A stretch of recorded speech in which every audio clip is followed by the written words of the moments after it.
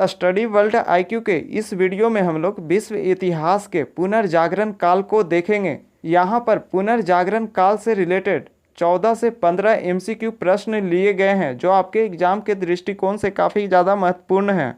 आगे बढ़ने से पहले बता दें, अगर आपने अभी तक हमारे स्टडी वर्ल्ड आईक्यू चैनल को सब्सक्राइब नहीं किया है तो सबसे पहले सब्सक्राइब करें और बेल आइकन को क्लिक कर लें ताकि नोटिफिकेशन आपको समय समय पर मिलता रहे। आइए अब हम लोग शुरुआत करते हैं क्वेश्चन आंसर को। पहला प्रश्न है, पुनर्जागरण का प्रारंभ किस नगर से माना जाता है? पुनर्जागरण का प्रारंभ किस नगर से माना जाता है? तो इसका उत्तर होगा ऑप्शन नंबर सी, इटली का फ्लोरेंस शहर से। पुनर्जागरण इटली के फ्लोरेंस शहर से आरंभ होकर पूरे यूरोप में फैल गया। पुनर्जागरण की शुरुआत 14वीं शताब्दी में हुआ और यह 17वीं शताब्दी तक चला। पुनर्जागरण का अर्थ होता है पुनः जन्म। यह एक सांस्कृतिक आंदोलन था। इस वीडियो में हम लोग पुनर्जागरण के समय होने वाले विश्व के प्रमुख घटनाओं को हम लोग एमसीक्यू प्रश्न के रूप में देखेंगे। प्रश्न संख्या 2 है, पुनर्जागरण के अग्रदूत किसे माना जाता है? पुनर्जागरण के अग्रदूत किसे माना जाता है? इटली के महान कवि दांते को पुनर्जागरण के अग्रदूत माना जाता है। इसका उत्तर होगा ऑप्शन नंबर सी। पुनर्जागरण के महान कवि दांते का जन्म इटली के फ्लोरेंस नगर में 1260 में हुआ था। इनकी एक महत्वपूर्ण पुस्तक है डिवाइन कॉमेडी, जो इटली की बोलचाल भाषा टस्कन में लिखी गई है। नेक्स्ट प्रश्न है, प्रश्न संख्या 3, मानववाद के संस्थापक किसे कहा जाता है?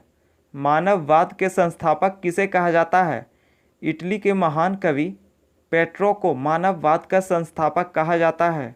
दांते के बाद पुनर्जागरण को प्राश्रय देने वाले ये दूसरे व्यक्ति हैं। नेक्स्ट प्रश्न है, प्रश्न संख्या 4, आधुनिक राजनीतिक दर्शन के जनक किसे कहा जाता है?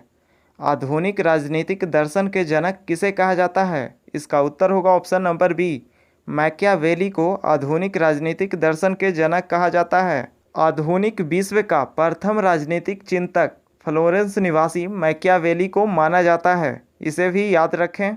मैकियावेली की एक पुस्तक है द प्रिंस, जो राज्य का एक नवीन चित्र प्रस्तुत करती है। प्रश्न संख्या 5 है, मोनालिसा पेंटिंग के अमर चित्रकार कौन हैं? मोनालिसा पेंटिंग के अमर चित्रकार कौन हैं? तो इसका उत्तर होगा option number D, Leonardo da Vinci. Leonardo da Vinci Italy के एक महान कलाकार हैं। इस पेंटिंग में एक विचार मग्न स्त्री है जो हल्की मुस्कान लिए है। इसकी रचना 1503 ईस्वी में की गई। वर्तमान में यह फ्रांस के लुवीरे संग्रहालय में रखा गया है और यह दुनिया की सबसे महंगी पेंटिंग है। नेक्स्ट प्रश्न है, प्रश्न संख्या 6, द लास्ट जजमेंट के चित्रकार कौन हैं? द लास्ट जजमेंट के चित्रकार कौन हैं? इसका उत्तर होगा option number B, Michelangelo. The last judgement के चित्रकार जो हैं माइकल एंजेलो। यह चित्रकारी बाइबिल से प्रेरित है। स्वर्ग और नरक को इस चित्रकारी में कई भागों में बांटकर दिखाए गए हैं। द फॉल ऑफ मैन के भी चित्रकार जो हैं माइकल एंजेलो हैं। आइए नेक्स्ट प्रश्न की ओर बढ़ते हैं। प्रश्न संख्या 7 है, जीसस क्राइस्ट की माता मेडोना के चित्रकार कौन हैं? जीसस क्राइस्ट की माता मेडोना के चित्रकार कौन हैं? इसका उत्तर होगा ऑप्शन नंबर ए, राफेल। यह पुनर्जागरण के चित्रकार राफेल की सर्वश्रेष्ठ चित्रकारी है। अब तक हम लोगों ने पुनर्जागरण के 3 महत्वपूर्ण चित्रकार को देखे, Leonardo da Vinci, Michael Angelo और राफेल।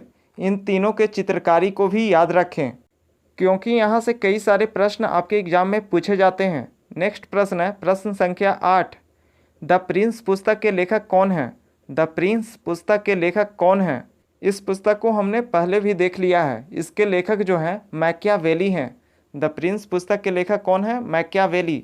मैकियावेली की यह पुस्तक राज्य की एक नवीन परिभाषा बताती है। नेक्स्ट प्रश्न है, प्रश्न संख्या 9, किसने बाइबिल को जर्मन भाषा में अनुवाद किया है? किसने बाइबिल को जर्मन भाषा में अनुवाद किया है? इसका उत्तर होगा option number A, Martin Luther ने। आप इन्हें मार्टिन लूथर किंग जूनियर ना समझें क्योंकि वे अमेरिकी व्यक्ति थे और मार्टिन लूथर किंग जूनियर जो थे 20वीं शताब्दी में रंग भेद नीतियों के खिलाफ अमेरिका में एक आंदोलन किए थे।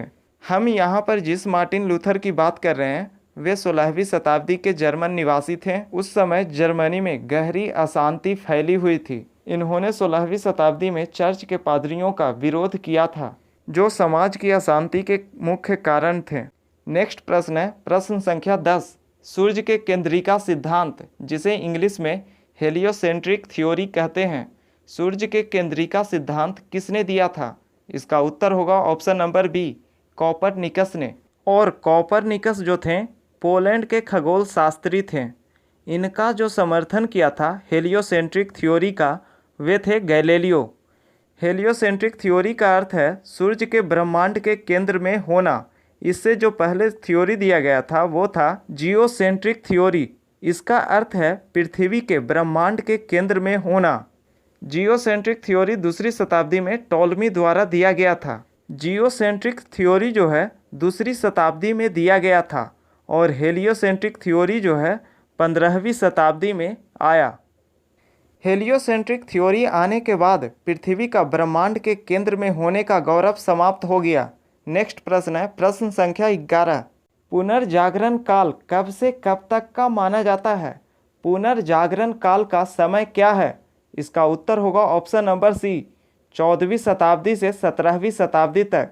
पुनर्जागरण का समय काल है 14वीं शताब्दी से 17वीं शताब्दी तक। नेक्स्ट प्रश्न है प्रश्न संख्या 12। धर्म सुधार आंदोलन का प्रातःकालीन का तारा किसे कहा जाता है? धर्म सुधार आंदोलन के प्रातःकालीन का तारा किसे कहा जाता है? इसका उत्तर होगा जॉन विक्लिफ को। जॉन विक्लिफ पुनर्जागरण काल के बहुत बड़े फिलोसफर थे। इनका जन्म यूनाइटेड किंगडम में हुआ था। नेक्स्ट प्रश्न है प्रश्न संख्या 13। धर्म सुधार आंदोलन की शुरुआत कहाँ से हुई? धर्म सुधार आंदोलन की शुरुआत कहाँ से हुई? इसका उत्तर होगा ऑप्शन नंबर बी, इंग्लैंड से। नेक्स्ट प्रश्न है प्रश्न संख्या 14।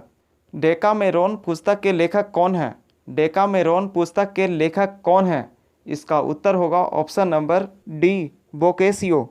डेकामेरोन पुस्तक के जो लेखक हैं वो हैं बोकेसियो। और इटालियन गद्य के जनक कहानीकार बोकेसियो को माना जाता है। इसे भी याद रखें।